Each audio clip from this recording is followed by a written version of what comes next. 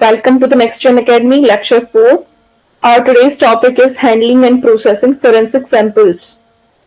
The biological samples which we studied from last 3 lectures, right? So what are the different biological samples we studied? Write in the chat box. What are the different biological samples we studied till now? It was like blood, hair, saliva, right? Semen. Right or wrong? Right? Why you guys are not replying? Okay. Yeah. Hair, saliva, semen, blood. What else? Sweat, urine. But they contain very minimum amount of DNA, you can say. Okay, let's start. So, what will be the today's content? So, introduction to forensic sample processing. What is its importance in forensic science or forensic investigation? Collection and preservation of forensic samples. What are the techniques for sample collections? Methods for sample preservation. Chain of custody, quality control in forensic analysis. So, let's start.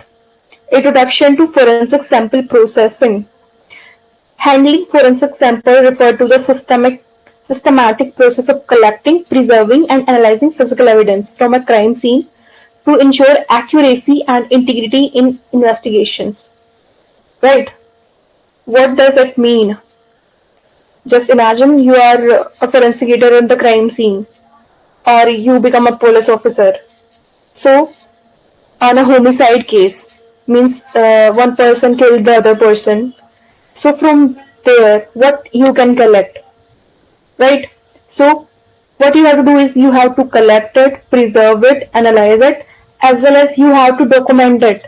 You have to write in a document what samples you have collected, right? And the sample collection should be done in this way that biological samples are very fragile in nature, right? You have to collect it with care, right? So, what's the importance? Proper handling. What's the importance of today's lecture? The thing is, proper handling of sample is critical to avoid contamination. See, if you're collecting blood or you're collecting hair, right? So, there should not be mixing of two samples. Like you obtained, there are two suspects. You collected the blood of two people, right? From the crime scene. So what will you do? You will take 2 container or 1 container. How will you collect the sample? You will collect the sample in two different boxes or in one jar. Nobody's replying. Why? My question is, there are 2-3 samples on the crime scene. Yeah, you have to collect the blood in different jars. Why? To avoid contamination. When mixing occurs, then you won't be able to analyze it. How will you analyze it then? How will you do DNA profiling? Okay. Then, avoid contamination, degradation, or loss of evidence. You have to maintain the integrity of the evidence, right? Failure to adhere to these principles. See, you found the hair in the crime scene, right? And no, not hair. Let's assume. Okay, blood. Let's go with the blood. Okay, so you found the blood there, and if you make any mistake in its collection, preservation, or analysis, then results will change for sure, right? Results will change or not. Then their admissibility will also get affected. If you did not collected the sample in all the conditions now, if the integrity is not maintained at each and every step, then it will not be admissibility. It won't be admissible in the court. Okay, you can't present the wrong sample or wrong collected evidence to the court. Then, next thing, general guidelines for collecting biological samples. So what are the general guidelines? You have to wear personal protective equipment, PPE. Are you guys aware of this thing? During COVID-19, doctors and other field workers, they are what? They are instructed to wear PPE kits, right? So what's the importance of PPE? That it will what can I say? It will protect you as well and protect the sample as well. Okay, so what comes in PPE? Gloves, mask, and protective clothing to avoid contamination. Right? You have to wear gloves, you have to wear mask, and protective clothing to avoid contamination. Then use sterile tools.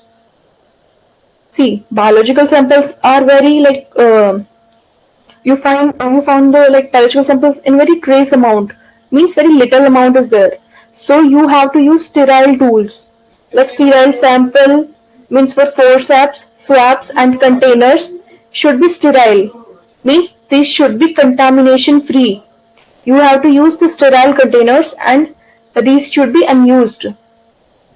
Okay, then document evidence. You have to take photographs, you have to make sketches and notes before and during collection. See, if a crime happened, then the first thing is the police make boundaries on the crime scene, right? With the tape, entry prohibited. You are not allowed to visit the crime scene, right? So you have to document evidence. You have to write it at one place.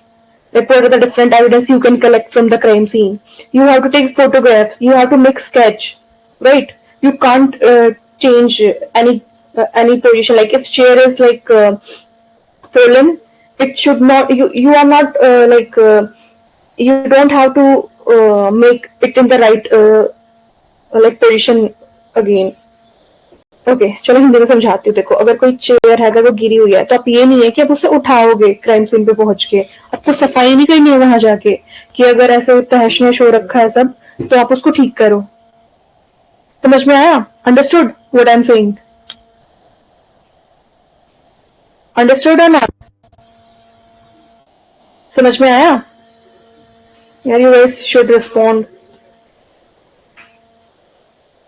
M I audible or not? अगर मेरे को वहम होने लग जाता है कि मैं अकेली तो नहीं बोल रही हूँ, कोई सुन भी रहा है नहीं सुन रहा है मुझे. Okay so how many of you understand Hindi? Are you guys able to understand Hindi or not? If at any point I feel I can okay in English only. So I was saying you don't have to disturb the crime scene. You are not going to clean it anyway, right? We all have you can say live it. Okay, then you have to document evidence. Then avoid cross contamination. Use separate tools and separate containers for each and every sample. Understood? Then labeling. You have to clearly label each sample with detail like case number, type of sample, biological or any other sample. Sometimes evidences are in the form of documents, right? Then sample, type of sample, location from where you collected it, and then collection date, right? Then next, these were the guidelines. General guidelines means PPE. Okay, use sterile tools, document evidences, avoid cross contamination, and do labeling. Then the next thing is collection and preservation of biological samples. Collection and preservation of biological samples. Okay, so we start with blood collection technique. So so what's the possibility of finding the liquid blood or dried blood on the crime scene? Blood can be present in any form. Like if the crime scene is fresh, then you will find the liquid blood there. So for the collection of liquid blood, what will you do is you have to use a sterile cotton swab or gauze to collect the sample. Right? If the crime scene is old, like 4 or 5 days after the crime happened, then the possibilities you will find the dried blood, right? There's high probability of finding the dried blood, right? So in case of liquid blood, what will you do is use a sterile cotton swab and then allow the swab to air dry before placing it in a container. Remember this thing. You have to air dry the sample before placing it in the container, right? Are you guys able to hear the voice of a small baby? Like crying in my background. Okay. Collection technique, liquid blood. Use a sterile cotton swab to collect the sample, then allow the swab to air dry before placing it in a container. Then second, dried blood. Use a sterile scalpel or blade to scrap the dried blood into a paper envelope. See, if there's dry blood, what will you do is you use a sterile scalpel or blade. You have to scrap that dried blood now. In liquid blood, there's nothing like this. There's no need to scrap, right? But if the blood is dried, what will you do is you use sterile scalpel or blade to scrap it, and then dried blood into a paper envelope. You will put the dried blood in the paper envelope after scrapping. Then what can you do is you can use moistened swab. Moistened swab means wet swab with distilled water to gently collect the sample, right? Then preservation, how to preserve it? Air dry the sample thoroughly to prevent microbial growth. What's the need of air dry? Air dry is required to prevent microbial growth. Okay, understood? Then the second thing is storing paper envelopes or breathable containers to avoid moisture accumulation. If you like, what can I say? What am I can use now? So you have to store the things in paper envelopes or breathable containers to avoid moisture. Moisture will accumulate, right? Then freeze liquid blood sample if immediate analysis is not possible. See, if you think analysis will take place in next 4 or 5 days, then what will you do is you have to preserve it. And for preservation, what you can do is you can freeze that blood.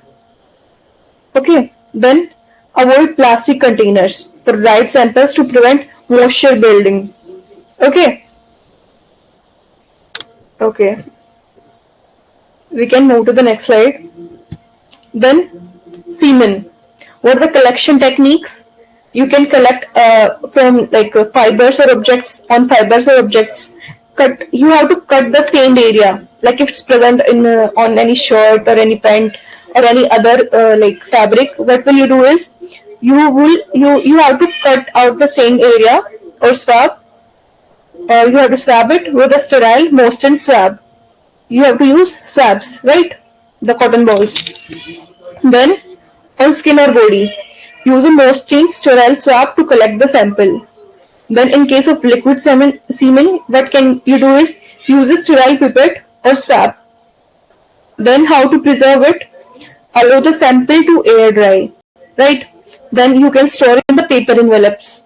Then freeze liquid semen samples at -20 degrees Celsius to preserve DNA and sperm integrity, right? Then avoid exposure to sunlight and high temperatures. Understood? You can collect the semen from fabric or objects from skin, or you can collect the liquid semen as well through swab. And you have to air dry every biological sample. And then you can store it in paper envelopes. And for freezing, you have to take -20 degrees Celsius temperature. Then you have to avoid exposure to sunlight and high temperature, right? Then next, hair. What are the collection techniques? Hair on surfaces. Obviously, the hair are present on the surfaces like on the floor, tiles, and table, chair, and all on your beds, right? So collect loose hair on sticky tape or lint rollers, right? Then hair from the body. You can pluck hair strand directly from the scalp or body with the roots intact. Why roots are required? Because roots contains the DNA. That's why. Then combed hair. Use a clean comb or brush for collection, right? Then preservation. Place the hair in a clean paper envelope or folded paper. Avoid plastic containers to prevent static electricity, like our hairs get easily charged. So you have to prevent that charge, then which could damage the sample, right? You have to store at the room temperature in a dry place. Understood? We have completed 3 samples till now: blood, semen, and hair. Their collection and their preservation. Right? Understood or not?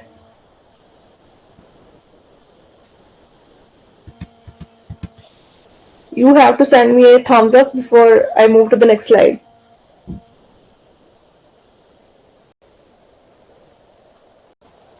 Send me a thumbs up. Okay. You may know what tweezers are. Tweezers. Tweezers, forceps. These all are used in like biology lab, chemistry lab, right? For collecting and holding samples. Hair plucker. Like girls will understand it easily. Okay. Then we can move to the next slide. Saliva. What are the collection techniques? Same. Swab collection. Use a sterile cotton swab to collect saliva from surfaces, objects, or body parts. Right. You have to use a sterile cotton swab. Then, from where you can collect the saliva? From the chewing gums, food, drink containers. Right. You can collect the item directly and store it. You can, in case of suspect, you can collect the sample from mouth swab. Swab the inside of the chicks using sterile swab. Okay. Then preservation, air dry swabs thoroughly before packaging. Then store in paper envelopes. Then keep sample at room temperature or refrigerate if analysis will be delayed. So you have to refrigerate or freeze the samples if not if the analysis is not performed immediately. So that's it. Other body fluids, example urine, vaginal fluid, sweat. What will be the collection technique? In urine, collect in sterile container. Swab dried urine stains using a Mosten style sterile swab.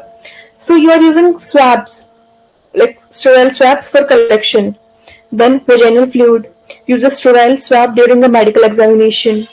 Right, in cases of in rape cases, medical examination is performed. Right. Then sweat. Sweat stained areas with a sterile swab or cut the stained fabric. Then preservation. For liquid samples, you can refrigerate liquid samples. Then dried stains should be air dried and stored in a breathable containers, right? So that vacuum won't be formed. Then avoid freezing urine samples unless specifically required. You are freezing every sample, but you have to avoid freezing urine. Let me drink some water first. I was speaking from last 2.5 hours.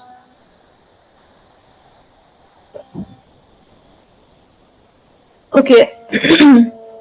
Next. What are the preservation techniques? Understood? Any doubt in any slide? In any previous slide? From now, what we have studied? Guidelines, then the different samples, how to collect the blood sample, semen, hair, urine, sweat, vaginal secretions. Basically what you have to do is, you have to use sterile swab and collect in it. Then paper envelopes are used. You have to air dry the sample, right? So those were the collection technique. You have to use forceps, tweezers and all. Okay. Then preservation techniques, air drying, essential for all swabs, all kind of swabs. fabric or stains to prevent bacterial growth. If you catch the moisture, then it will lead to bacterial growth, right? Then use a drying cabinet or a clean dust-free area. You have to use a dust-free area, right? Like place for placing the samples now. You have to use a drying cabinet or a clean dust-free area. Then paper packaging. Always use paper envelopes or bags. Why? Because never plastic to allow airflow and prevent mold. Right? You have to use paper packaging and you don't have to use plastic bags, right? Then freezing. Biological fluids like blood, semen, urine should be frozen if analysis will be delayed. In case of delayed analysis, you have to freeze the samples, right? Then refrigeration. Store samples at 4 degrees Celsius to slow degradation without freezing. Okay, so there's a difference between freezing and refrigeration, right? So avoid contaminants. Keep samples away from heat, moisture and light. Where it's written you have to like avoid sunlight and high temperature. As you see in many syrups or medical syrups, I can say medicated syrups, a precaution is written: avoid high temperature, because it can change the nature of that syrup, right? High temperature and sunlight can change the nature. Avoid contaminants like keep samples away from heat, moisture and light. Then transport. Use cold storage. For biological sample transportation, you have to use cold storage area. Example, ice packs or refrigerated transport containers during evidence transfer. Okay, understood? Any doubt? Any doubt? Okay, send me a thumbs up in the chat so that I can understand.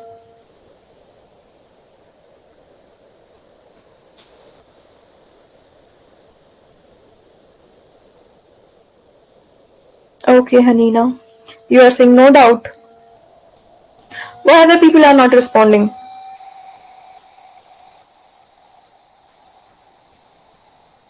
Dia, Ellen, Shreya. Why you guys are not replying? Okay.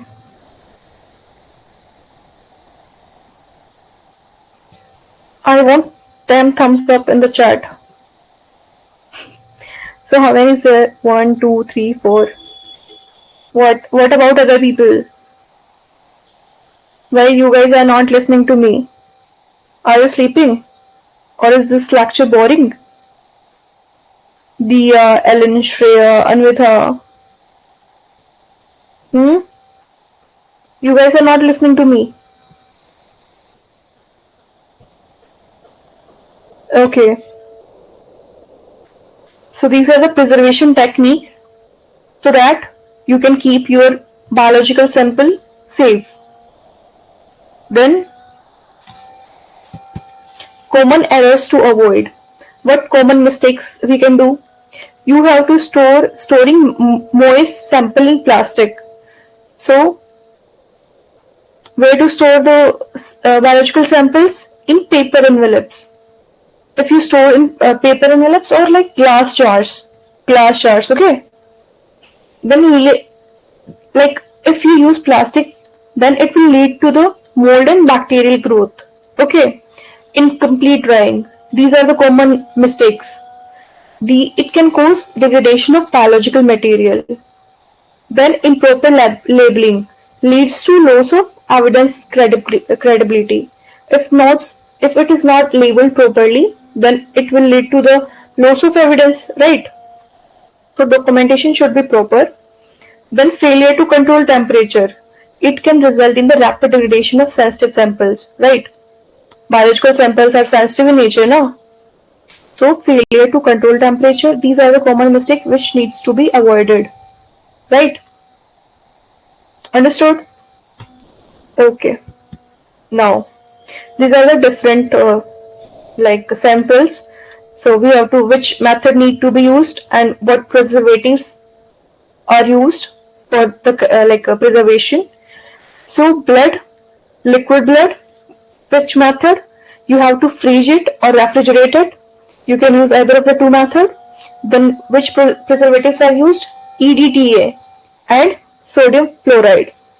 Then for dry blood, you can how to preserve it? Air dry, store in paper. No preservative is required in this case. In case of dry blood, no preservative is required. Semen liquid, you can freeze it, no preservative. Semen in dry state, you can air dry it, you can store in paper, none. Saliva, if fresh, air dry swabs, refrigerate or freeze it, no preservative is added. Hair, stored in paper, no preservative is required. Urine, fresh, you can refrigerate it or freeze it. You have to use sodium fluoride or HCl. Urine dried, air dry, stored in paper, no preservative required. Vaginal fluid, air dry swabs, refrigerate or freeze, no preservative required. Swab stains, air dry, stored in paper, no preservative required. In case of blood, you require EDTA or sodium fluoride. In case of urine, you require sodium fluoride and HCl. Is it clear? Clear? Any doubt?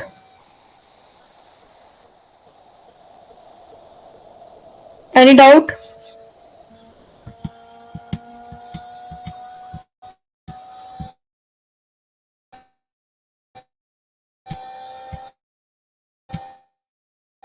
Next slide.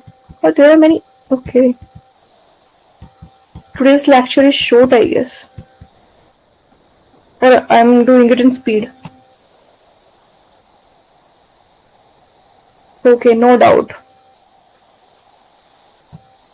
Okay, let's move to the next slide. Chain of custody. So have you guys ever heard this term? What is chain of custody? What is chain of custody?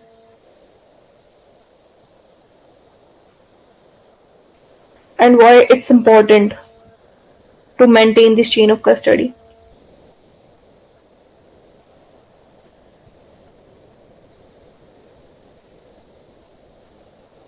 Have you ever heard this term?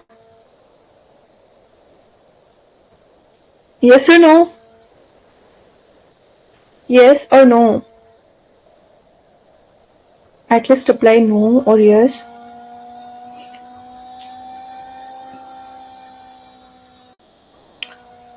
No one is responding. Why? Okay, you heard this term. No. Chain of custody. So what happened is, in crime scenes or in any suicidal, homicidal and such cases like burglary and all. So when you have you guys ever heard FIR? FIR.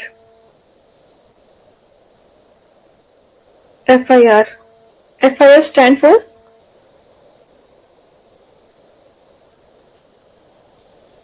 FIR stands for First Information Report. Right? So from FIR to all the crime scene documentation, and then if a lab report are analyzed, if the evidences are analyzed. So from collection, preservation, from analysis to the admissibility in the court, a document is maintained throughout the process. So the process of documenting the handling of evidence from collection to preservation, collection to presentation in the court, from the step of collection to the presentation in the court, right? So you have to ensure the evidence integrity, that it's not altered or tampered at any possible way. It's not altered. You have to show it like it's not tampered. It's the same which we collected from the crime scene. You have to prove this thing in the court, in front of judge, right? So you have to ensure evidence integrity, that it's not tampered, it's the same evidence which we have collected, and results are like this. Reliability and admissibility. Admissibility will depend on all these things, like its collection is done properly, it's preserved properly, it's not tampered, it's not altered at any step. Then importance, prevent tampering, loss or contamination. So it protects the credibility of the investigation, that the investigation is done in a proper way, right? Okay. Key elements of the chain of custody. Collection, proper evidence gathering methods. You like see, in these cases experienced people are like play important role, right? If you are a newbie, then you have to take care. Then labeling, clear identification of each item. Clear identification of each item. If you are collecting the blood, you have to write on the paper or the jar that it's blood. It's not like that if you collected semen and write blood on it, then it will interfere with the admissibility of that sample, right? You have to like clear identification of each item. Then documentation, detailed records of handling.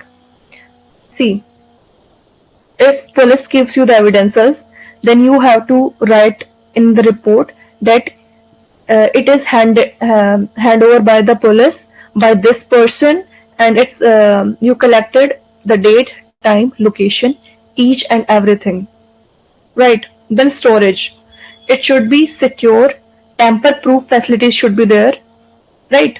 Then transfer, transparent documented movement of evidence. Okay, understood? Now you understand what is chain of custody. Are you guys able to understand what is chain of custody? It is the process of documentation of evidences, right? Yes. Why judge has to believe you that it's the same evidence? So for that thing, you have to document it properly. Proper photography of crime scene is done. Proper like photography of you can say the samples, right? Okay. Understood? Any doubt till now? You can ask anything. Are you guys aware of what is cognizable offense? What is non-cognizable offense? Have you guys ever heard these terms? Cognizable, non-cognizable. Tell me. Otherwise, I will tell you the meaning of these words. Cognizable offense, non-cognizable offense. Okay.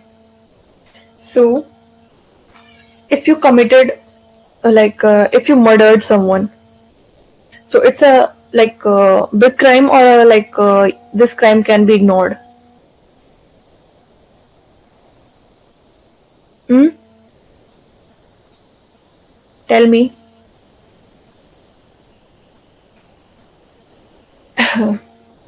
If someone murdered someone, then the police have to arrest that person uh, like uh, on the spot, right? No warrant is required. In case of heinous crimes, in case of heinous crimes, police do not require any warrant. Police can arrest the person on spot, right? Without any warrant. It includes the crimes like murder, rape. So these crimes are known as cognizable offenses. And punishment is like more than 3 years in cognizable offenses. And bail, like these are non-bailable offenses, means bail won't be granted for such offenses, right? Now you understand what is cognizable offense. Non-cognizable offenses like forgery. Now I think you guys don't know what forgery means. You know what does forgery means? Have you ever copied the signature of your parents? Like whenever any teacher asks you to like sign your exam papers or something. No, I can say if when you copied someone's signature, right? So that thing is forgery. Like in bank, you go to the bank and you signed any like other person check, right? So that thing is forgery. In case of forgery or burglary, like th- such crimes where there's no big loss, right? So these crimes require police warrant. Police require a warrant for these crimes, right? For arrest. Then punishments are usually less than 3 years, and bail. It's these are bailable crimes. Bail can be granted. Okay. Now you understand what's cognizable offense, what non-cognizable offense. Hmm? Clear? Heinous crimes are cognizable crimes. Less heinous crimes, non-cognizable crimes. Okay. Okay. Now move to the next slide. Steps in maintaining chain of custody. First thing is evidence collection. Collect using sterile tools and avoid contamination. So you have to keep this in mind while collecting the evidences. You have to use sterile tools, means contamination free tools, right? Sealing. You have to use tamper evident seals with initials and dates, right? You have to seal the documents. Then labeling. It includes case ID, description, who collected the sample, on which date, on which time, which location, right? Storage. Store in secure lockers or storage rooms. For example, if you collected the sample from the crime scene, now you like kept it anywhere and you go to the washroom. Is there any possibility that any other person comes and damages the like sample? Possibility is there, na? Right or wrong? If any person who committed the crime, he will try to damage the sample, right? That person will obviously try to damage the sample, right? So, evidence collection, sealing, labeling, storage, transfer logs. You have whenever you are handing over these samples, you have to record each and everything that the sample is handed over to that person at that time, date, and everything to maintain the integrity of the sample, right? Then documentation required. So, case details, case ID, investigator name, and crime scene location. Right? You have to write the proper like house number, the building name. Okay, you have to write each and everything. Then case ID. Case ID is different for each and every case. Right? Then investigator name. Okay. Then evidence description. Detailed notes on the type, which type of evidence you are collecting. Then condition, in which condition it is, like it's completely degraded or it's in fresh state, dried state. Okay, and source from where you collected the sample. It's like on the tile and it's on the cloth. You have to mention it, right? You have to describe it or describe the evidence. Then handling logs, names of the handlers. Okay, then date, time, and purpose of transfer. See, if you like, I'm in a regional forensic science lab, means I'm living in a small town and there's a forensic science lab, and the police called me to collect the sample. I collected them. Now what I have to do is I have to use advanced techniques, right? And these advanced techniques are not available in our lab, so I have to send it to the other lab, like in Central Forensic Science Lab. I have to send it to the CFSL. So I have to write it. Method of transfer. Why I'm like courier if I'm doing any hand delivery or I have to do courier. So I have to mention it. Why I'm like couriering it and who like come to collect it, right? So you have to tell the method of transfer, at which date, which time, and what's the purpose of transfer. Here the purpose of transfer will be lack of like advanced technology in the lab. That's why I'm like transferring it to the other lab, right? Okay.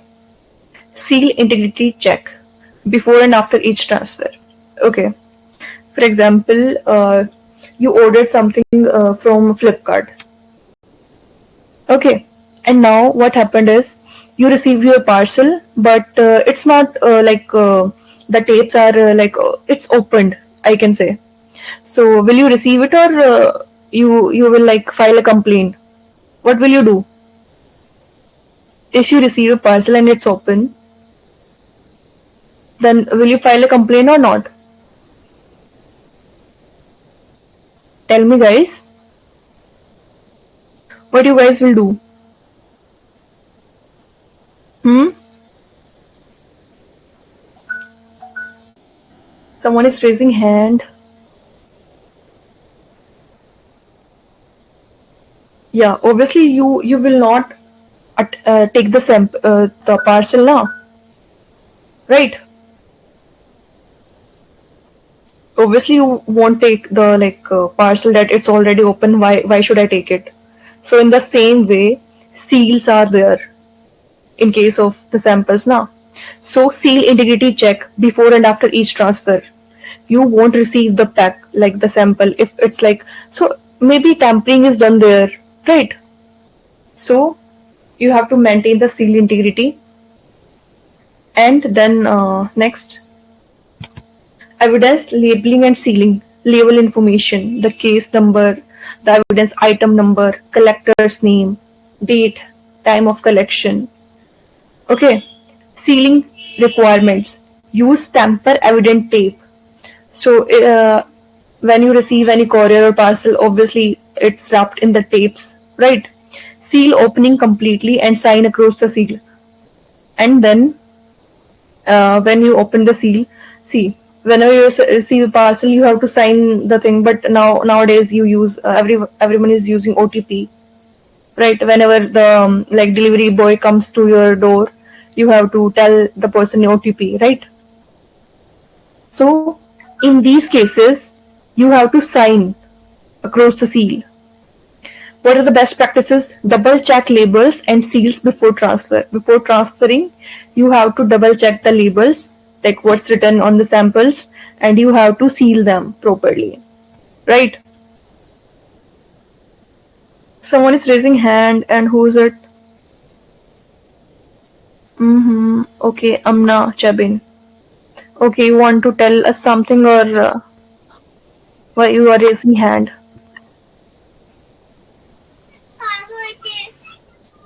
I'm not able to listen to you. Amna, you raised your hand and I unmuted your mic. And she left the session now. Why so?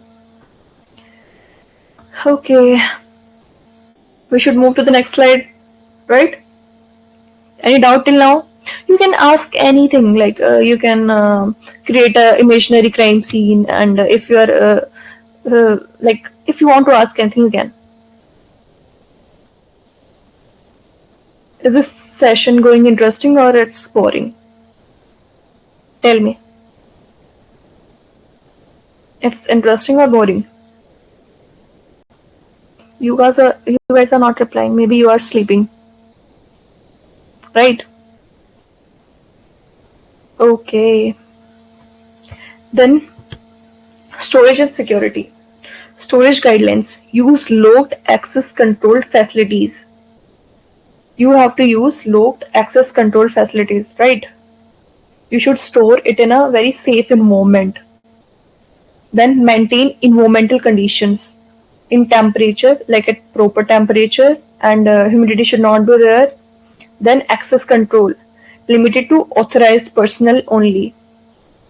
So, for example, if any crime happened in your neighborhood and police arrived there and the forensic team arrived there, so are you able to like visit the crime scene or not?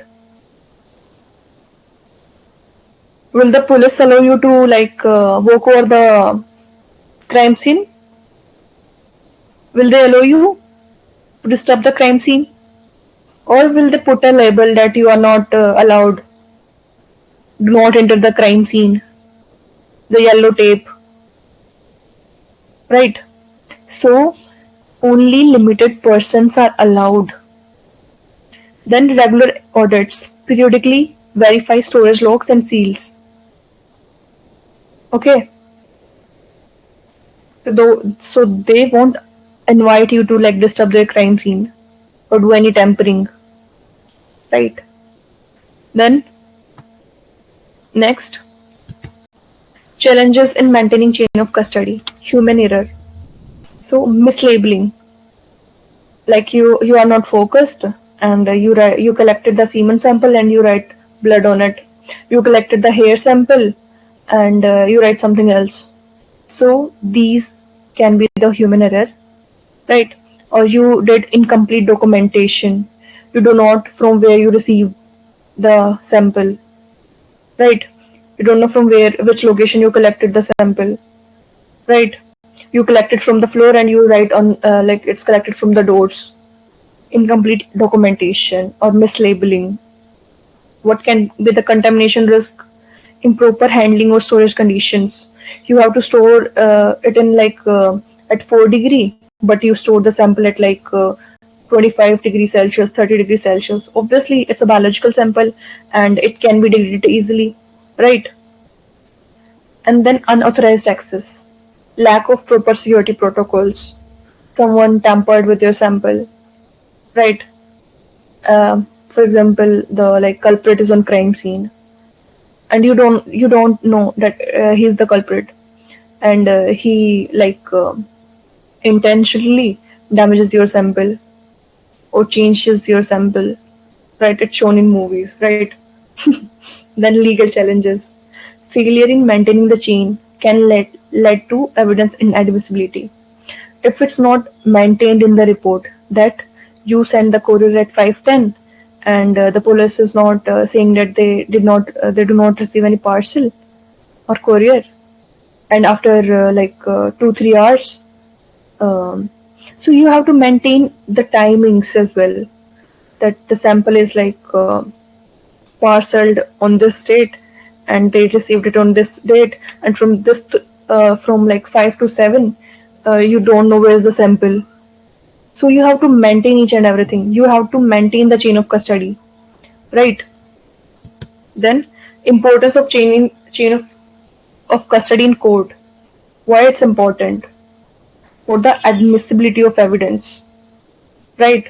Judge will only like allow it if the chain of custody is maintained.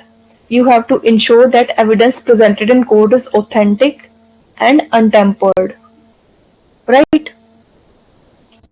Any doubt? Any doubt? Hmm? Yes or no? Any doubt? Any confusion at any step?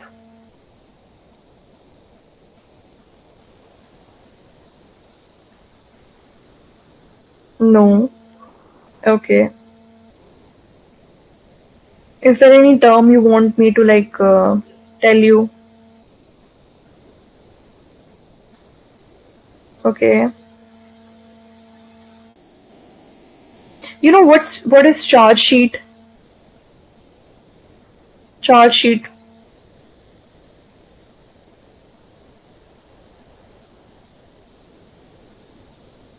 No.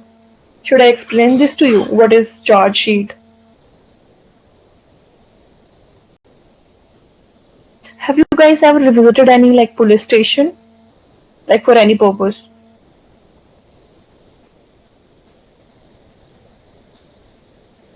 Never. You never visited any police station. Nice.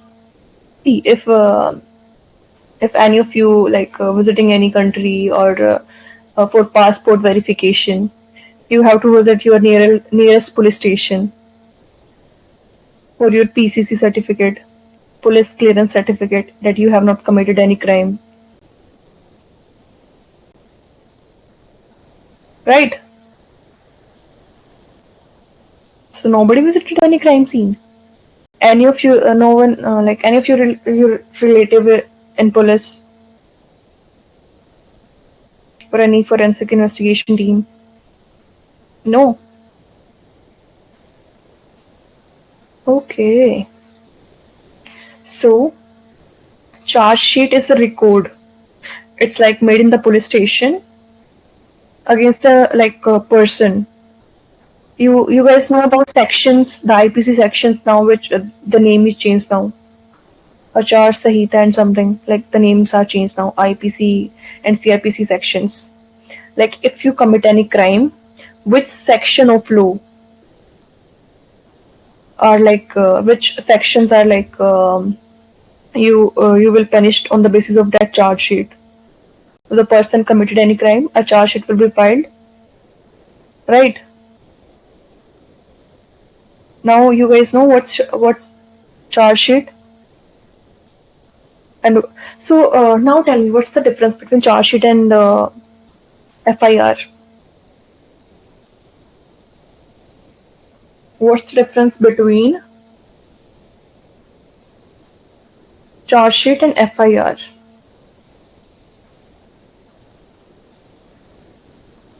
And these both of them are very important documents. Okay, I think I should explain it to you guys. See, FIR stands for First Information Report, the initial report of a crime.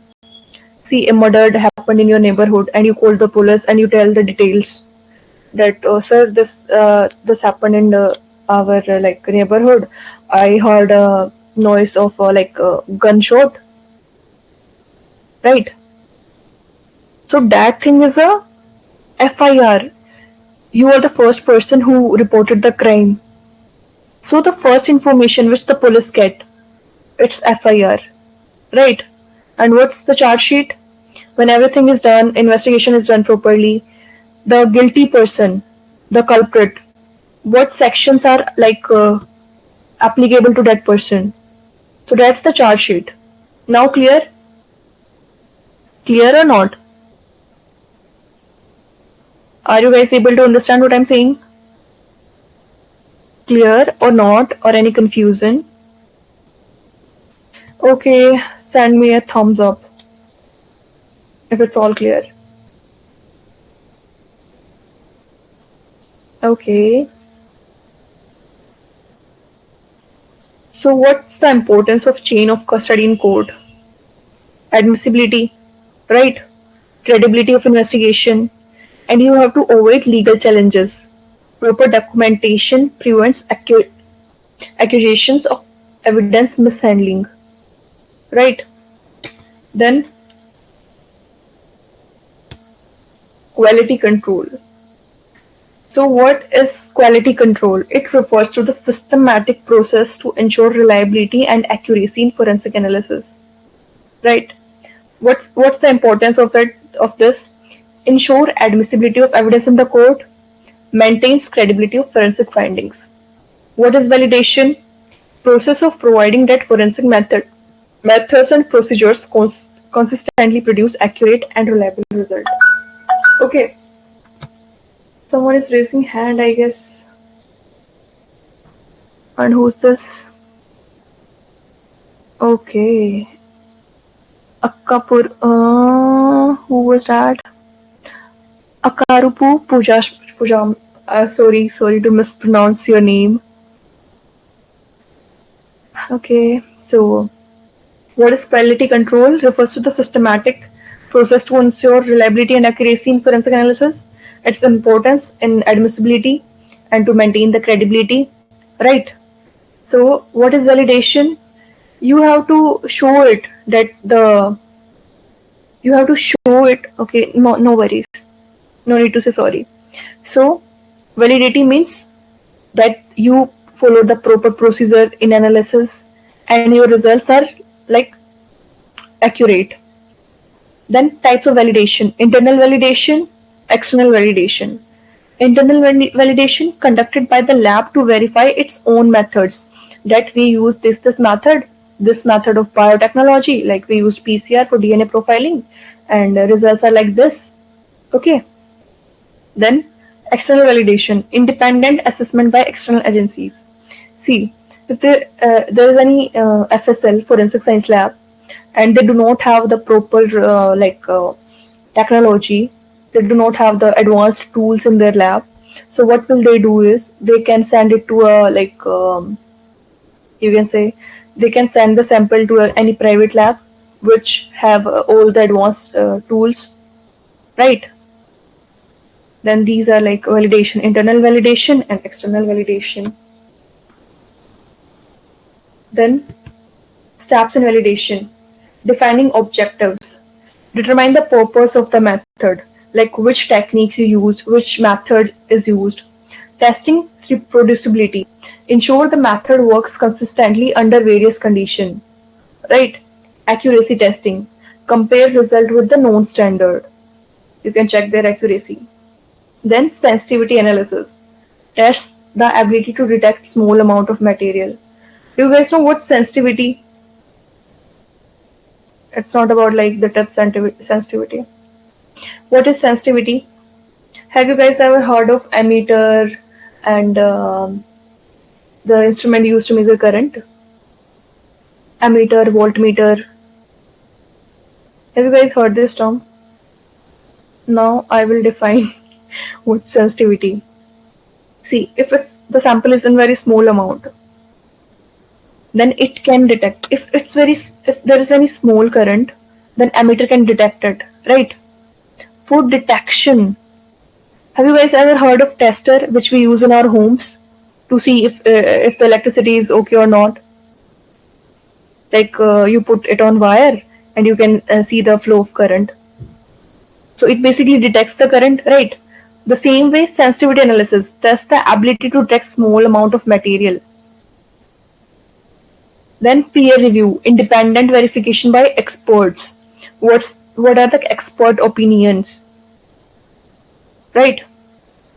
Okay. Then importance of validation in forensics. Ensures method reliability. Confidence in the results. Like you are sure you have used the right method. See, if you have collected the sample in the right way, use gloves, mask and everything, using sterile tools, so the sample collected will give the right result, and you did the preservation as per the instructions, right? Wait, I have to plug in my laptop, right? So if you collected the sample in a proper way and you preserved the sample in a proper way, so you can say your result is like accurate. Otherwise, you won't commit that your result is accurate, right? Reduce errors, minimize false positive and false negative, right? Compliance with standards.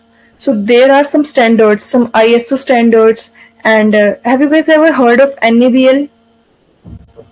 NABL accreditation? Hmm? Have you guys ever heard about NABL? What's its full form? No one has heard about NABL. NABL stands for National Accreditation Board for Testing and Calibration Laboratories. Means it is an accreditation body, accreditation system, that they can say the results are accurate. Okay.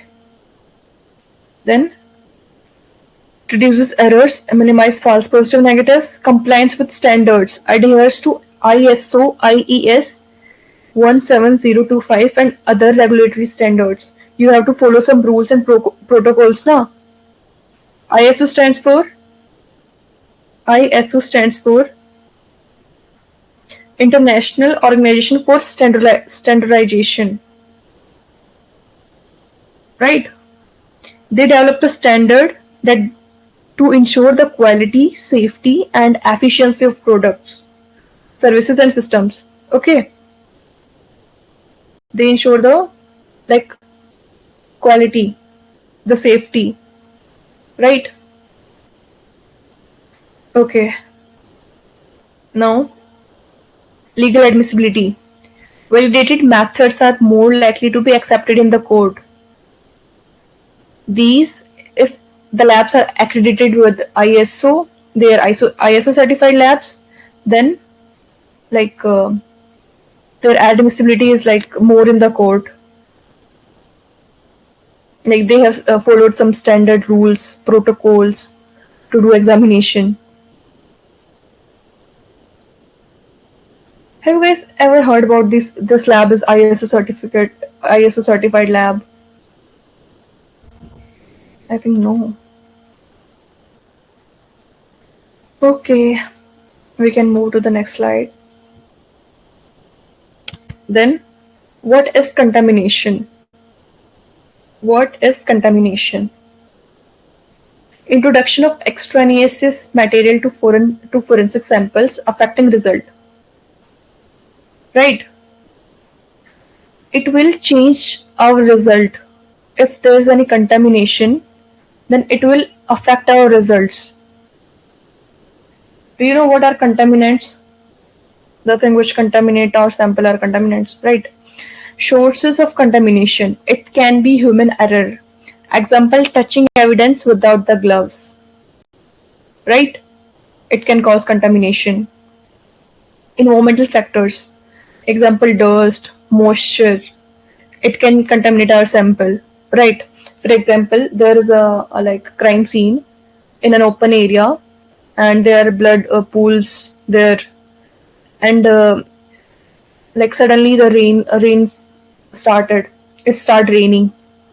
So what will happen with the blood? It will flow. So external factor damages the like sample, right? Equipment. Example, your the tool which you are using, it's not clean. So unclean tool or containers, right? These things can contamination. Okay. So strategies for contamination prevention. What steps you can follow to avoid contamination? So do you guys know the like about prints, footprints and all? Like you can be caught if like somebody committed any crime. They can be caught on the basis of their like footprints, right? I think no, you guys are not watching any thriller movies or any forensic movie. You should watch. Okay. What are the different rules or strategies you can follow to avoid contamination? First, use of PPE. What PPE stand for? What PPE stand for? Write in the chat box. PPE's full form. PPE full form. It was in your first slide, I guess. In guidelines. PPE stand for. Nobody is writing. Why? Personal. Okay. But personal spelling is wrong here. This personal means the person from police side, from military. It's personally, not personal. Yeah. Ishma Pasha, you're right. PS Lakshmi, the first word you used here is wrong. Okay. Then What it contains means you have to like carry your gloves, mask, lab coat to minimize the human contamination. Then sterile equipment. Always use sterilized tools and containers. Then dedicated workspaces. Separate area for handling different types of evidences. Right? So on crime scene, digital evidences are also present. So do you guys know what are digital evidences? Digital evidences.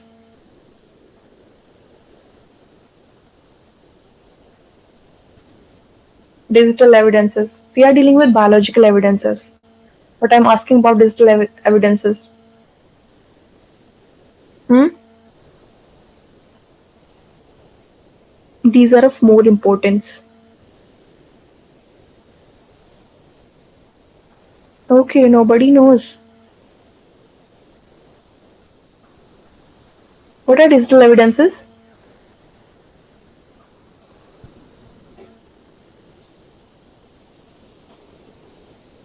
Okay, I think I have to tell you guys.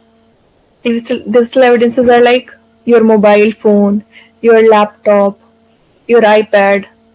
These are digital evidences, right?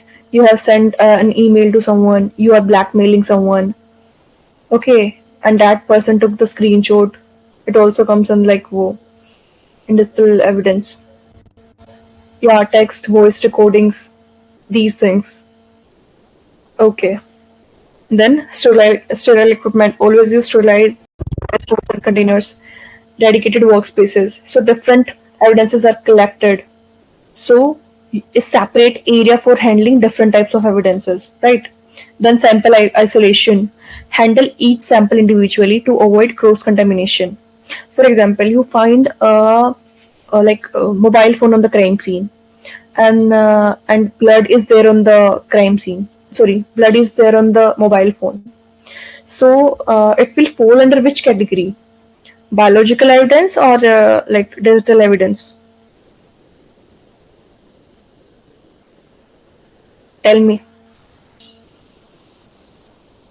You will collect the sample in which category?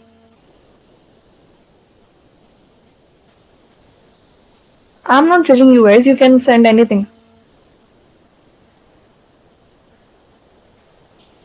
Okay, so in this case, what we will do is we will scrap the blood like from the we will collect the blood from the mobile phone first, and then that mobile phone will be sent to the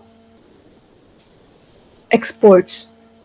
Okay, then they will collect the data from then forensic imaging, extraction of like mobile phone, you can see messages, voice calls, and all things are like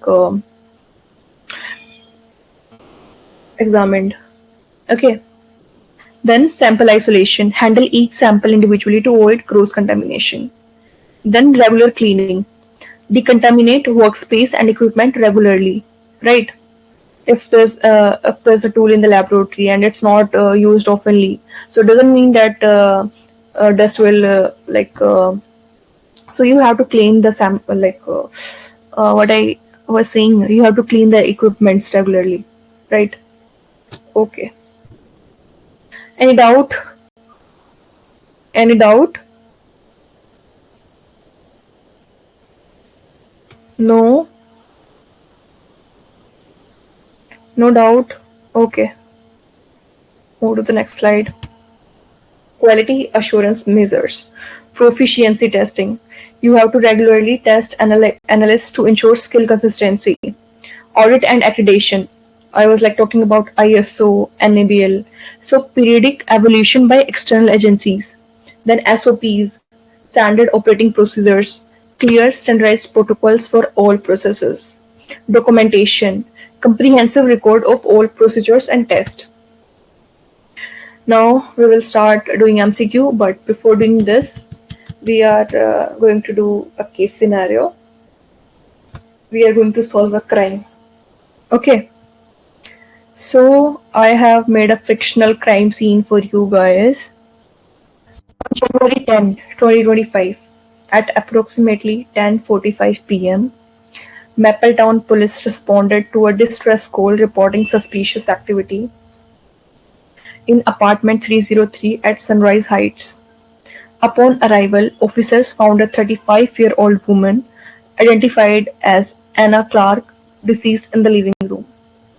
Blood stains were observed on the floor, couch, and nearby walls. A kitchen knife was found near the body, believed to the believed to be the murder weapon. Evidences of struggle was apparent, and signs of forced entry were noted at the main door. Okay, read the case once by your own. So a case scenario was given, right? Police received a phone call from a woman. She was in stress, and when the police reaches the crime scene, what they found was there was a woman, 35-year-old. She was deceased in the living room. Then they observed blood stains over the floor, couch, and walls, and a kitchen knife was found near her body, and it was the case of murder. Okay, you guys know what's homicide and homicide? Have you ever heard homicide word? I think yes. Homicide, suicide. Have you guys ever heard the word homicide? Homicide, yes. What does it mean? Homicide means what? Killing someone. Murder. Murder, killing someone means homicide. Suicide. Have you guys ever heard the word suicide? I think yes. It's a very common word. Killing yourself. Hurting yourself. You know, suicide is a crime in India. Suicide is a crime. And you are punishable. Right? Okay. So what evidence we can collect from the crime scene? So see. Item blood stains. Location it was found on the floors, walls and couch. How we will describe it? Multiple stains presumed from the victim. Right? Kitchen knife. We found the kitchen knife near the body. Potential murder weapon. You don't know the murder took place by this knife or the person shot the woman. Right? So kitchen knife was there. So it's a potential murder weapon, fully blood covered. Then semen sample, victim's bedroom. You collected the semen sample from the victim's bedroom. Possible evidence of sexual assault. Hair strands, victim's clothing and couch. Hairs were present. Presumed to belong to the suspect. Okay. Saliva swab, victim's neck. You observed the saliva on the victim's neck and you collected by taking swab. So bite marks observed, saliva collected, then footprints. In kitchen floor, you find some footprints, bloody shoe print leading to the balcony. Okay. So these were the evidences which we collected from the crime scene. Now, collection and preservation of evidences. We read it earlier, right? Blood stains. You find the blood stain. You have to collect it in sterile swabs for liquid stains. Air-dried swabs stored in the paper envelopes. Have you guys ever made herbarium or something? Have you guys ever made herbarium? Scrapbook. There you use like those big sheets to store the samples, right? Then dried stains you can scrap into sterile containers. Then kitchen knife collected without touching the blade, right? Sealed in a tamper-proof bag and labeled. Semen sample collected using a sterile swab, air-dried and stored in a paper envelope. Then you have to preserve by freezing at -20°C to maintain DNA integrity. Then hair stand. These are collected with sterile tweezers and stored in druggist folds to avoid static damage. Then saliva swab, collected using a sterile swab, air-dried and stored at room temperature. Footprints, what you do with the footprints? You photograph first and then lifted with the gel lifters for further analysis. Okay, we analyzed the crime scene and we collected the evidence and we collected and preserved the evidences. Now the next step is chain of custody. Every piece of evidence was labeled with case number, date, time of collection, who collected the sample, and the location.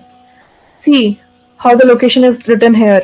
Blood stains from floors, poles, couch, kitchen knife near the body, semen sample from the bedroom, hair stand from the clothes and couch, saliva from the neck, footprints from the kitchen floor. Right? Then evidence was sealed with tamper evident tape, signed, and logged in the chain of custody record. Okay, a record was maintained at each stage of transfer. Okay, then crime scene to forensic lab, then evidence storage. A record was maintained throughout. Then validation of methods. Blood analysis. DNA profiling validated using controls to ensure accurate victim and suspect identification. Then semen analysis. We use YSTR DNA profiling. So tell me what's the full form of YSTR? YSTR. I think yesterday we studied about the YSTRs, mtDNA, and STRs, SNPs, right? Tell me the full form of YSTR.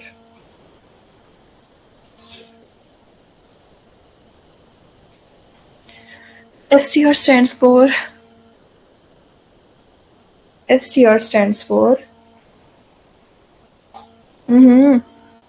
Nobody is responding.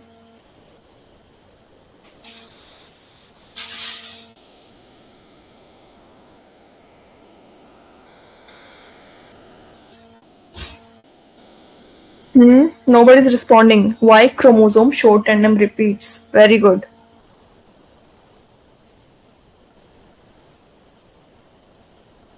Okay. Then YSTR DNA profiling employed to identify the male contributor, right? In case of like rapes. Then hair analysis, microscopic examination validated against reference samples. Then footprints, digital enhancement technique verified the match with a suspect's shoes. Okay. Then next, contamination prevention. So when you reach the crime scene, you while investigating, you use PP, your gloves, mask, shoe covers. Yeah, even shoe covers are important. Have you guys ever visited any ICU room? ICU room in the hospital? No one visited any hospital like ICU room. Any operation theater?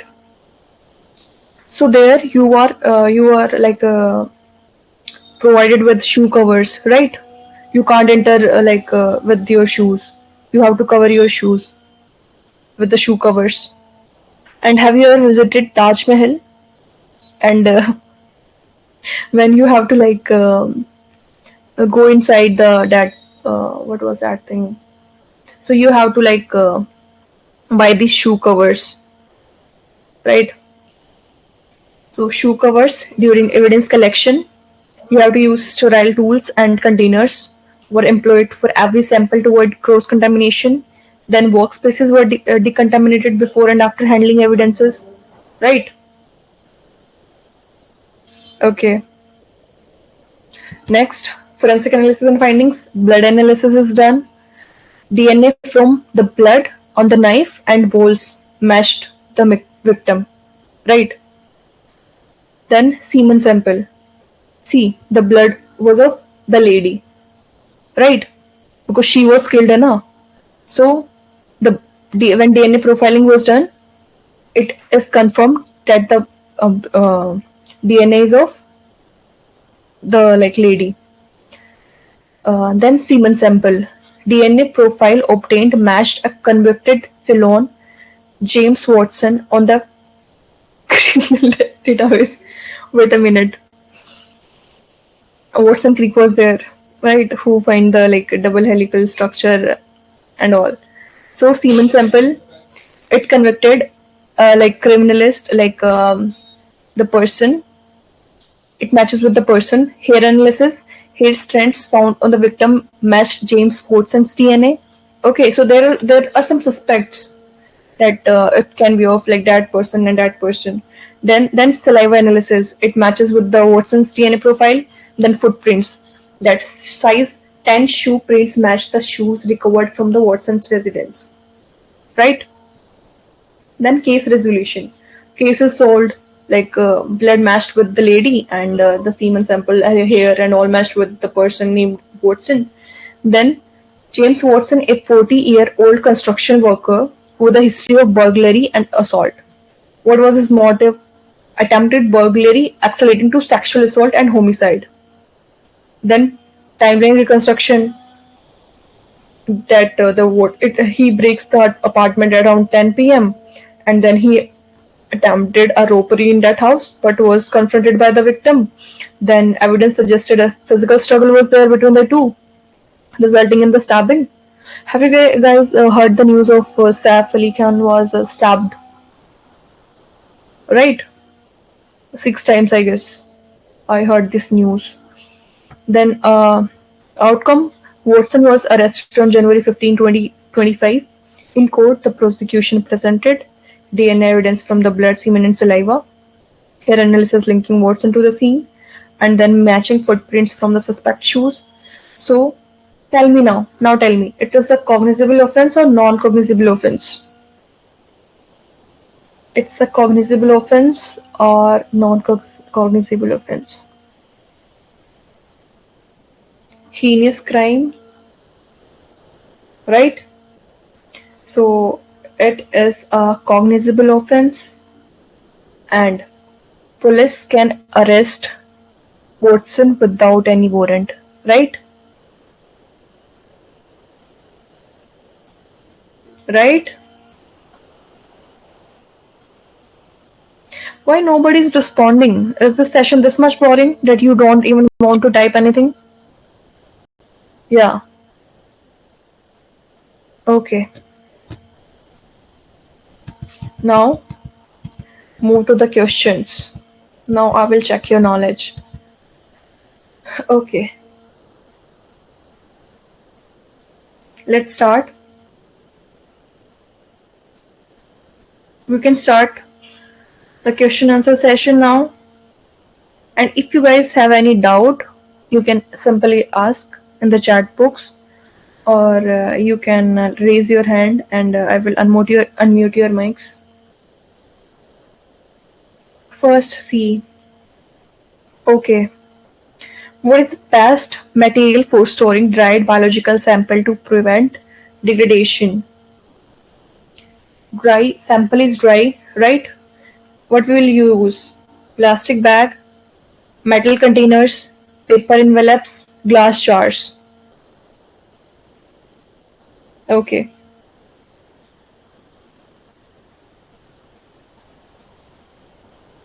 So you will use paper envelopes, right? Only 3 people replied. Only 3 students replied. What about the others? Only Ishma, Akapura, Dilna, and Shahana. Only 4. What about others? They don't know the answer. Hmm? Hanina, Ellen,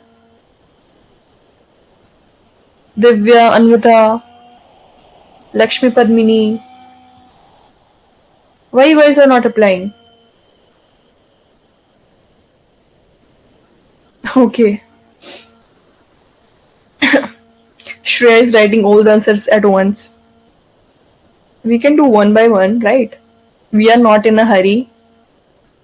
We don't have to catch the train, right? Okay. So why you are not using plastic bags? Because it can create moisture. Metal containers can react with our sample can react with the metal, right? Then glass jars, it won't be breathable, right? It can lead to the sample degradation. Okay. Which method is most suitable for collecting dried blood from the crime scene? What will you use? You have to use a moistened swab, sterile swab. Collecting with a plastic scraper, no. Wiping with a damp cloth, no. What happen if you damp with the when you wipe with the damp cloth, the wet cloth? What can it leads to? Sample degradation, right? Storing the entire object without the collection. Sometimes it happened in Ephesus, the cases are received. Like for example, it's the case of rape. So like the clothes and all, it comes in a full. So you have to cut the piece from the from the whole sample. Okay. Then what is the first step when collecting semen from fabric? What's the first step when collecting the semen from fabric?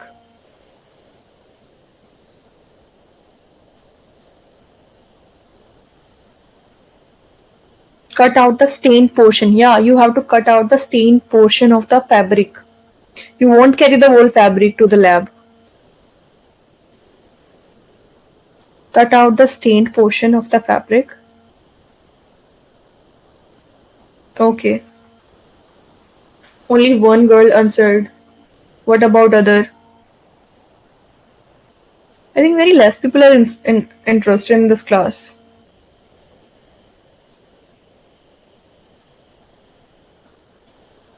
Okay. Next question. What is the primary purpose of air drying biological samples before storage?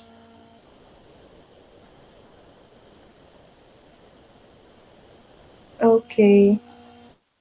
What's the primary purpose of air drying biological samples before storage?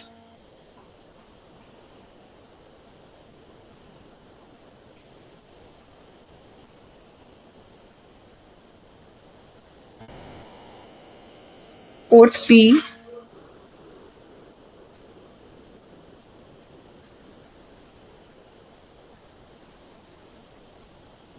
Port B. Only one person replied. Yeah. Why we air dry the biological sample? To prevent microbial growth.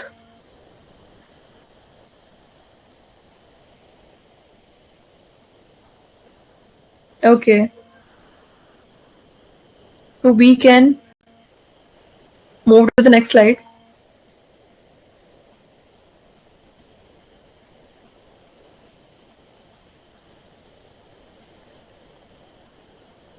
Okay. Now move to the next slide. Which of the following biological sample is best preserved by freezing?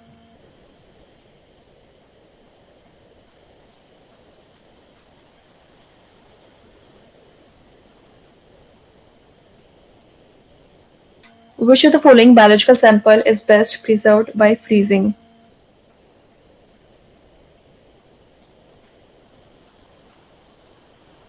Okay. Fifth, only one person replied. Yes. You can write your query in the chat if any confusion is there. Fifth, B. Okay. What? is the best preserved by freezing?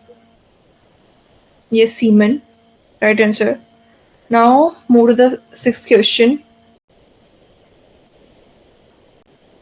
Which of the following is not a key component of chain of custody documentation? Date and time. You have to write the date of time, date and the time of evidence collection. Evidence description. Yes. Signature of the judge overseeing the case evidence or record of each transfer of evidence. Tell me, which of the following is not a key component of chain of custody documentation? Hmm? What's the answer of this question? Question number 6.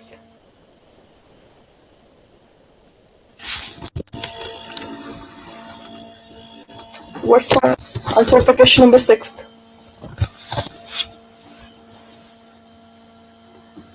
What happened? Nobody's replying. Okay, tell me. Is judge will come to sign the document of collection and all? Will the judge come for signing your documents? Like for obviously, see, why the judge will come to sign the documents? During collection time, during like transfer time, is judge will be available? No, right? So date and time will be there, evidence description is there, record of each transfer of evidence will be there, right? Judge won't come. Then, what is the purpose of a tamper evident seal? So if someone is doing any kind of tampering or like playing with the evidence, so what will be the intention of that person who's degrading the sample, who's contaminating the sample?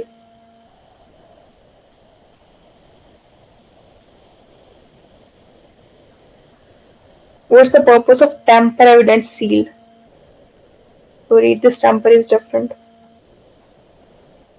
So if you are using a seal, if you sealed the like evidences properly, why are you sealing those evidences? What's the purpose of that like a tamper evident seal? So that tampering can be avoided.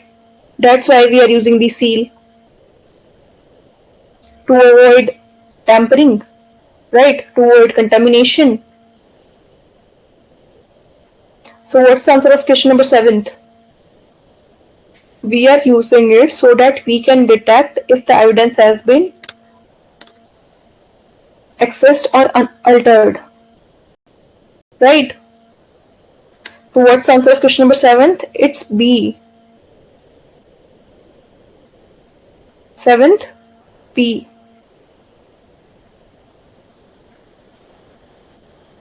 Okay. Why nobody is responding? Only 10 questions are left.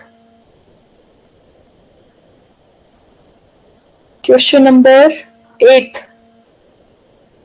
What is the primary goal of maintaining a chain of custody?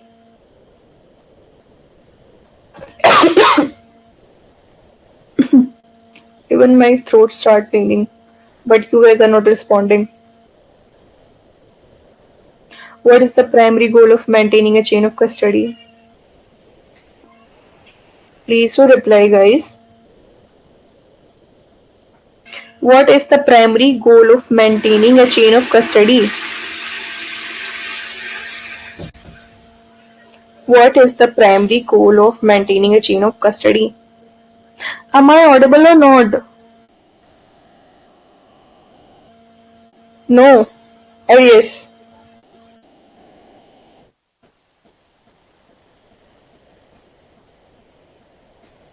Okay. So I think I should answer it then. When nobody's responding. So the answer for the 8th question is What is the primary goal of maintaining a chain of custody? To confirm the evidence is authentic and it's untempered. Right? To confirm the evidence is authentic or it's untempered. Okay?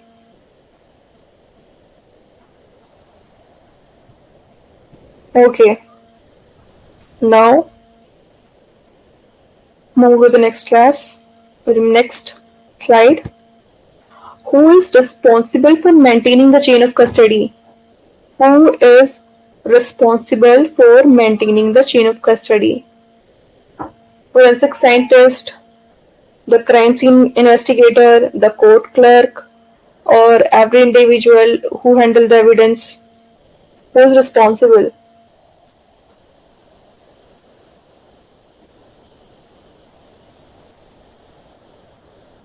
Tell me. Who is responsible for maintaining the chain of custody? I am responsible, or you guys are responsible, or it's the responsibility of everyone. Okay.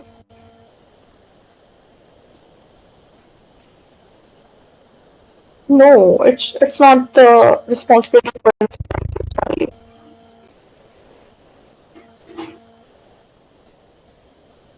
Yes, the answer for the ninth question is C. Every individual who handles the evidence have to maintain the chain of custody, right? Every individual who handles the evidence, that person is responsible for maintaining the chain of custody. Okay. Ninth, C. Okay. I think you guys are facing problem to answer these questions. Are these questions this much difficult? The level of questions are hard. Hmm? What happens if the chain of custody is broken? Will this evidence is admissible in court or not? If the chain of custody is broken, if the chain of custody is broken, then the admissibility will get affected. 10th B.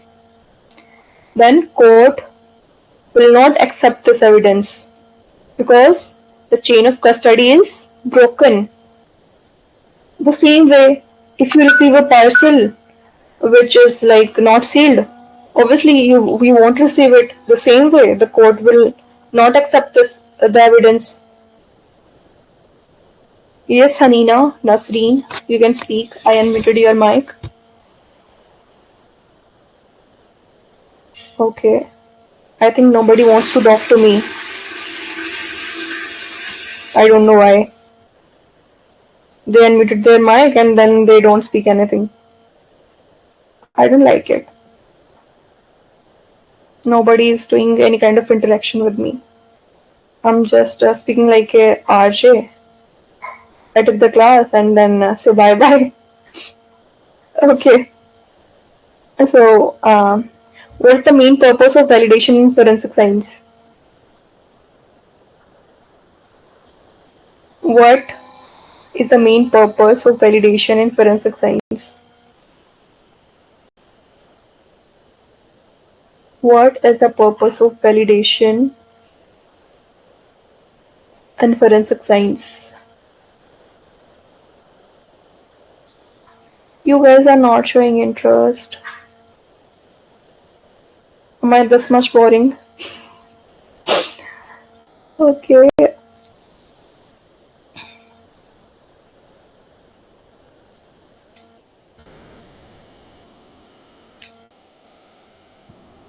What is the main purpose of validation in forensic science?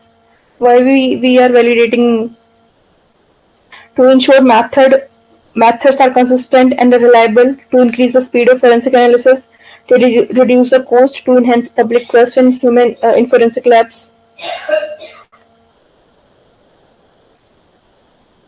to ensure methods are consistent and reliable, that we can trust them. Like the methods which we are using are reliable. 11th A. Okay. Question number 12. Which type of validation is conducted by external agencies? Internal validation, external validation, procedural validation, analytical validation. Which type of validation is conducted by external agencies? It was clearly mentioned in your notes, in slides. So, the answer of the 12th question is C. Right. External validation. Okay. What does sensitivity testing in validation measure? I was talking about emitter and all during the slide. So, what does sensitivity testing in validation measure? Hmm? The answer of the 13th question is,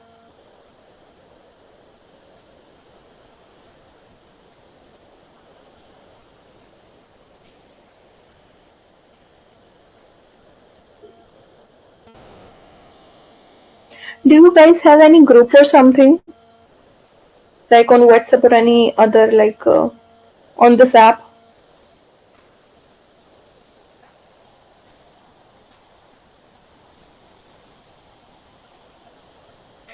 13th B. Yeah, even a smallest, even you can like detect the sample in very trace amount. Smallest amount of material the method can detect, right?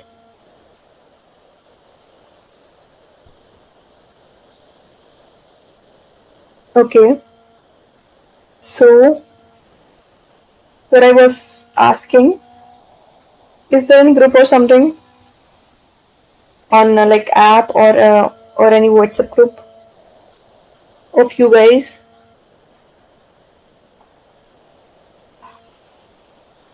Nobody's responding, even even it's not related to this class.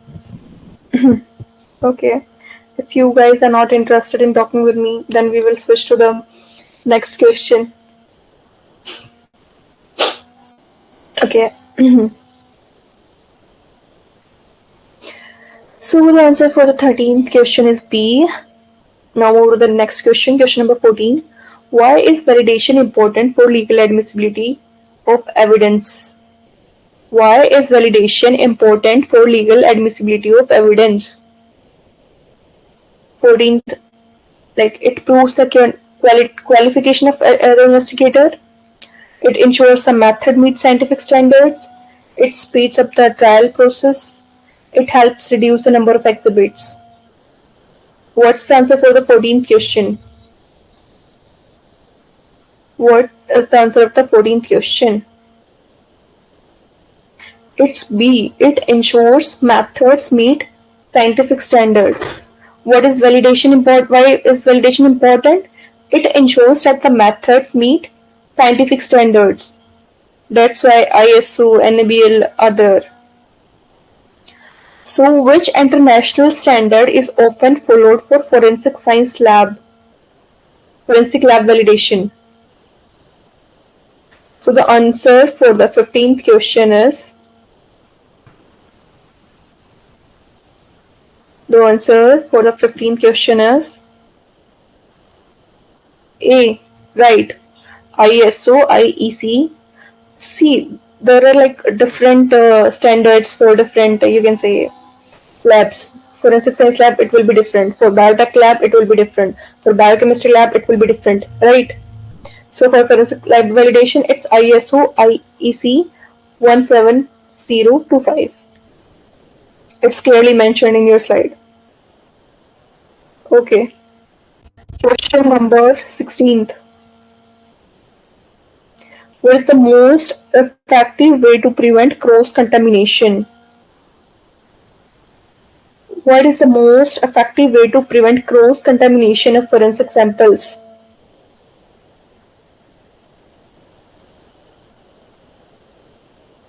Using sterile gloves and tools for each sample, storing all evidence in a single container, avoiding environmental exposure, freezing all samples immediately. How can we prevent cross-contamination? Using sterile gloves and tools for each sample. The answer for the 16th question is A. Okay, good. Okay, now move to the 17th question. What's the purpose of using separate workspaces for different types of evidences?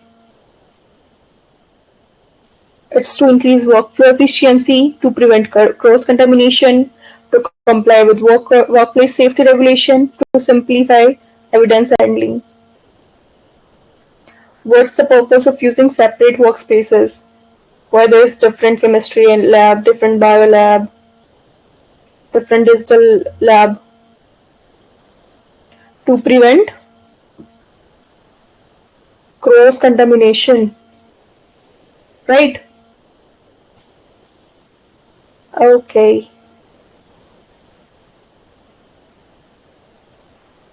Then, which of the following is not a source of contamination in forensic science? Which of the following is not a source of contamination in forensic science? Human touch, environmental factors, unsterilized tools, proper documentation.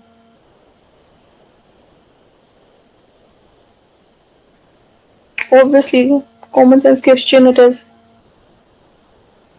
not a source of contamination. Whenever you touch anything, there's the transfer. Have you ever heard of Locard exchange principle? It's a very important principle. Locard principle. Locard exchange principle.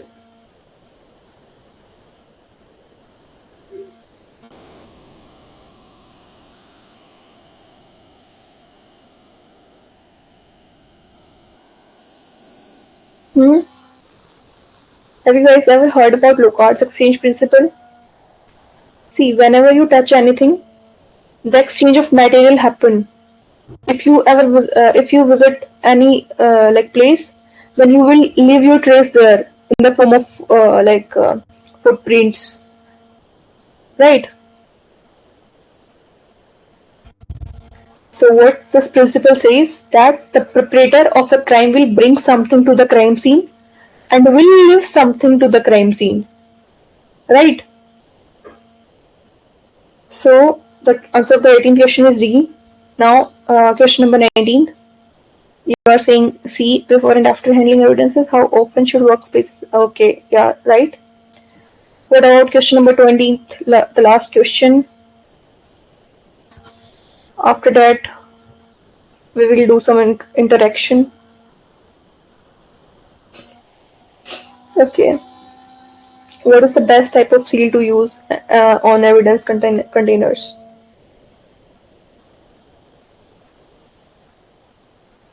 What is the best type of seal to use on evidence containers? Tamper evident tape. The answer of the last question is B.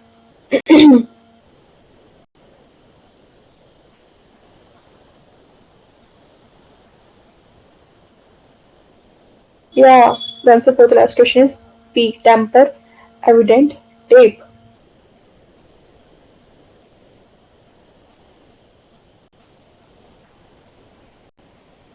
So you know what tamper evident tape is? So it's a tape.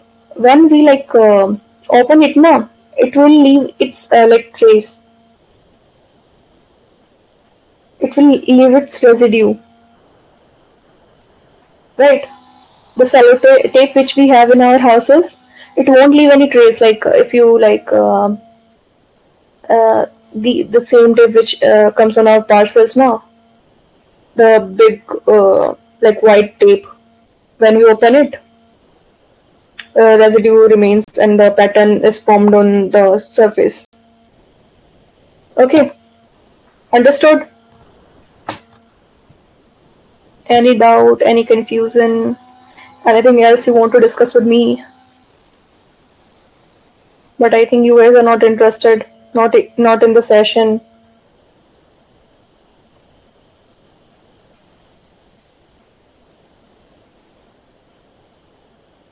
Okay, you're only saying no, ma'am. Means you guys are not interested. Hmm. Okay, it's all for today. So I think I have to say goodbye to you people. I won't be taking your classes from the next weekend. Do you know why? Because you guys are not much interactive. You are not even thanking me. Oh, you are happy to say goodbye.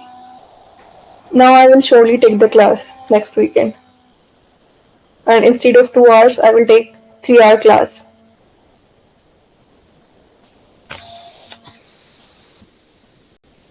Okay, welcome.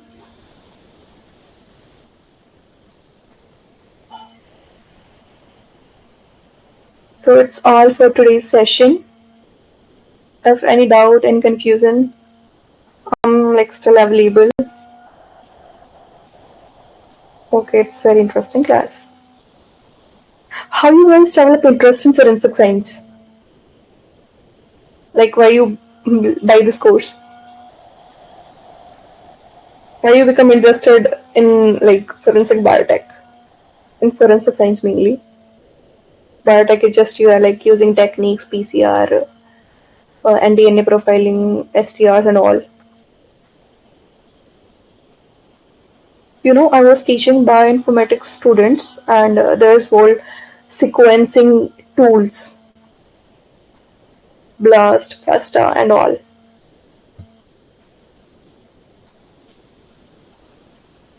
Yeah, because of criminal investigations. You know why I like pursued this course? Uh, because I become interested like who's behind the crime and all. So now I shifted my interest to the field towards like digital forensics, cyber forensics. So somebody cloned my Telegram account, and on the time I was not able to do anything. I don't know who was behind that cloning the thing. You guys can follow me on LinkedIn, Shadabdi Malik. So I posted stuff like hacking, who can hack your account, and all. Yeah, it seems very fun. It was more interesting group. Yeah, right. But very few people joined the class. I think on the first day, 37 people joined the class. You know, when the class is interactive now, then it's the fun for like the teacher as well. Okay, I think I can end the session now. Good night. Take care of yourself. Sweet dreams. Now you are free from my side. See you on the upcoming Saturday, upcoming weekend. Okay. Okay, bye. I'm ending the session now. If anybody wants to say anything, they can like type in the chat box. Bye bye. Good night.